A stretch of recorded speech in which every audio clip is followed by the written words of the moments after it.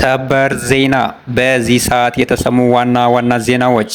የኢትዮጵያ ኢንዱስትሪ ሚኒስቴር 10 ኪሎ ሜትር ሩጫ ኢትዮጵያ ታምርት በሚል መሪ ቃል በነገው ዕለት ሚያዝያ 18 2018 ዓ.ም በመስቀል አደባባይ እንደሚካሄድ አሳወቀ። የትግራይ ክልል ጊዜያዊ አስተዳደር ፕሬዝዳንት ሌተናል ጀነራል ታደሰ ወረደ አዲስ መግለጫ ይዘው ብቅ እንዳሉ ተነገረ። ክቡራን የቻናል ቤተሰቦች እነኝና መሰል ዋና ዋና ዜናዎችን የማስደምጣችሁን የሰብሮ ነኝ። ለዚህ ቻናል አዲስ ከሆናችሁ ሰብስክራይብ ያደርጋችሁ ቤተሰቡ ነው። ምክንያቱም ሰብስክራይብ ስታደርጉ በቀጣይ የምለቃቸው አዳዲስና ታማኝ መረጃ ቀጥታ በስልካችሁ ኖቲፊኬሽን አማካኝነት ይደርሳችኋል ማለት ነው። እንዲሁም ላይክ እና ሼር እያደረጋችሁ አበረታቱን። በነገው ዕለት በመስቀል አደባባይ በሚደረገው ኢትዮጵያ ታምርት 10 ኪሎ ሜትር ሩጫ በጉጉት እየተጠበቀ ይገኛል። ይህ ለሀገር ሉዓላዊነት እድገትና መነቃቃት የሚያጎለብት ዜጎች በአእምሮ የበሰለ በማህበራዊ ተዋቅርና የግል ጤንነትን የሚያስጠብቅ ከዚህ ባሻገር ሀገር በቀል የሆኑ ሀብቶችን ማስተዋወቅና ኤክስፖ በማድረግ የአገርን ኢኮኖሚ እንደሚያሳድግ ነው የተገለጸው። በኤክስፖ መልክ የተዘጋጀው ሩጫ የኢንዱስትሪ ዘርፍን ከመደጎም ባሻገር ማህበረሰቡ ያለውን የስፖርት ፍቅርና ተነሳሽነት አይተው መጪው ትውልድ ይሄን ትውፊት በመረከብ የሀገርን ባህልና ቱሪዝም ለዓለም ማስተዋወቅ ረገድ ሚናው የጎላ ነው ተባለ። በዚህ ኢትዮጵያ ታምርት የጎዳና ላይ ሩጫ ከ15000 በላይ ተሳታፊ ዜጎች ይገኙበታል። ከነዚህም ከተለያዩ ክበቦች የተወጡና በግል ፍላጎት የሚወዳደሩ አትሌቶች፣ ከፍተኛ የመንግስት ባለስልጣናትና ዲፕሎማቶች እንደሚሳተፉ ተገልጿል።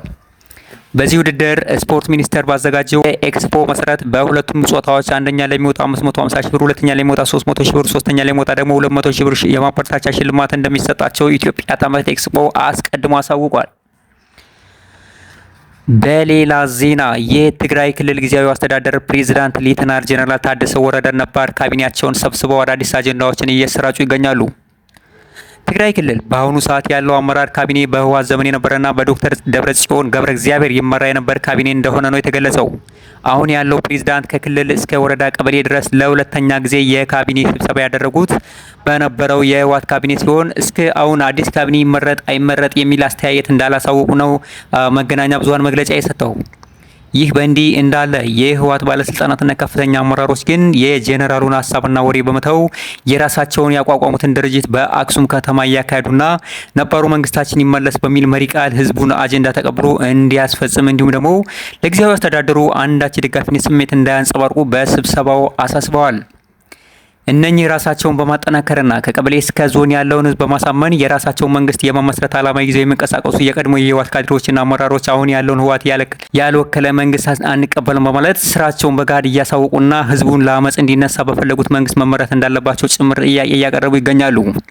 ይሁን እንጂ ተራው የትግራይ ንጹህ ህዝብ ግን ዓላማቸው የመሪ መቀየር አለመቀየር ወይም ደግሞ የስልጣን ሽኩቻ ሳይሆን ቅድሚያ ሰብአዊ እርዳታ እንደሚያሻቸውና በከባድ የራብ አለንጋ እየተቀጡ እንደሆነ ይታወቃል።